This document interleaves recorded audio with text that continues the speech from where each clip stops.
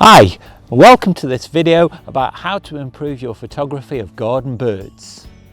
If you've clicked on this video, I'm sure you'll be interested in checking out some of my other videos. In particular, I've done a series of 3 videos about how I built a bird hide from a garden shed, then how I set my perches up to take pictures of garden birds, and then finally the third part of that series is how I set my camera up and some tips on how to get the best shot.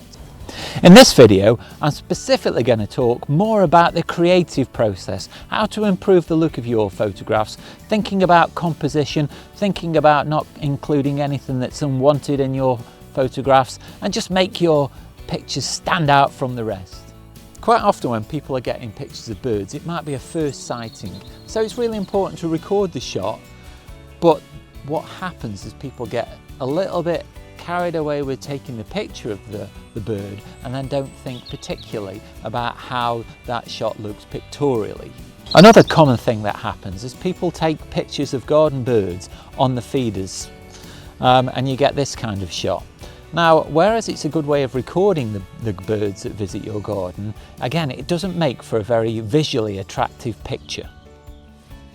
I'll link my video up here about how I've set up perches to encourage the bird to land on them, to give them a more naturalistic view. But this is an example of what you can achieve by providing those little bit more natural looking perches. Now, you also need to give consideration to the background of your shot. If you look at this picture of a robin, then you can see that in the background is a tree that's been lit up by the sun, and it starts to become quite dominant and it's quite distracting.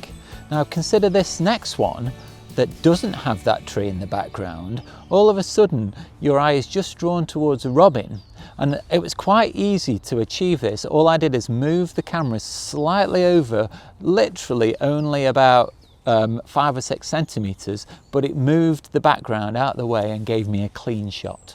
Give some consideration to the lighting as well. This picture of the blue tit was taken with quite a light background, and where the bird was perching was in more shadow, and so it has the effect of drawing attention to the background. Contrast it to this picture of a robin where the bird was lit but the background was in shadow, and it makes the bird jump out from the picture a lot more. Depth of field means how much of the image is in focus, so from front to back. A big depth of field means lots in focus, a small depth of field means less in focus. This is very useful when taking pictures of birds because you want the bird in focus but the background really thrown out of focus to make it unobtrusive.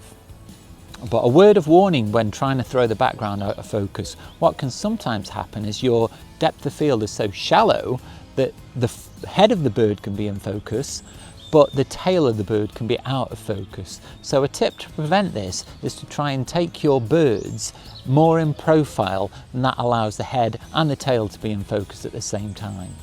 It may sound a little obvious, but do think about your focus as well. Now this picture I purposely took out of focus just to highlight the fact that if you focus on the wrong point, and in this photograph I focused on the post, the robin is thrown out of focus. But you do see photographs like this where the main subject is not in sharp focus.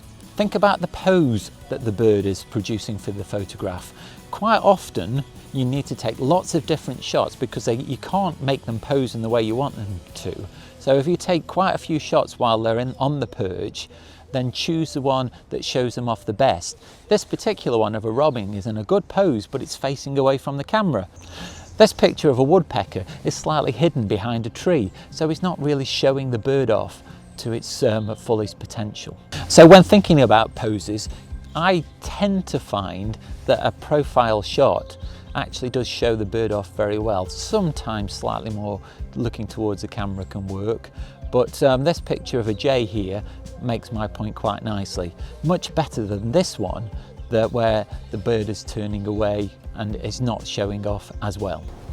It's very, very likely that your shots will be taken from a distance away, so the birds themselves will end up being quite small in the frame and will require some cropping in within camera. This picture here of this robin is quite small in the frame, so there's a lot around the outside that is not actually adding to the picture, and it's just drawing your eye away from the main subject. So I've cropped in camera to this, And what I've tried to do is give a little bit of space around the bird, but get rid of anything that's unnecessary. However, you can take it too far, and this picture I consider is cropped in too closely. The way that I've cropped this, I don't feel the bird has got enough room to breathe as such. It feels a little bit tight. I would sooner have more around the bird just to make the whole shot feel more comfortable. My final tip is try and have your camera set on some kind of semi-automatic setting. I like aperture priority. That way, the camera makes some decisions about the exposure settings so I can get a picture like this. I was particularly proud of this picture of a sparrowhawk. It landed in the right place at the right time, but because I had the right camera settings, I didn't have to fiddle about and I could just get the shot. That's the end of my tips. Hope you found those useful. I'm going to put on the screen a few shots of some of the birds that I've taken this week.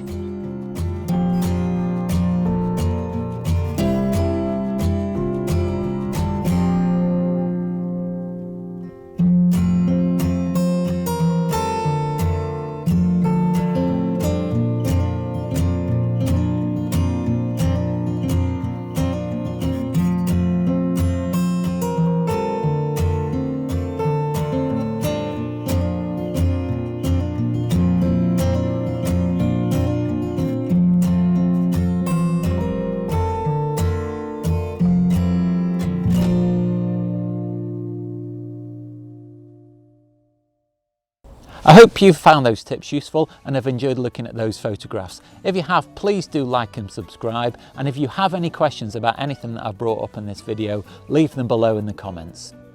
Hope you'll join me again in my future videos. I'm still looking for that elusive tree creeper. Hope maybe I'll see him this week. But for now, I'll see you soon.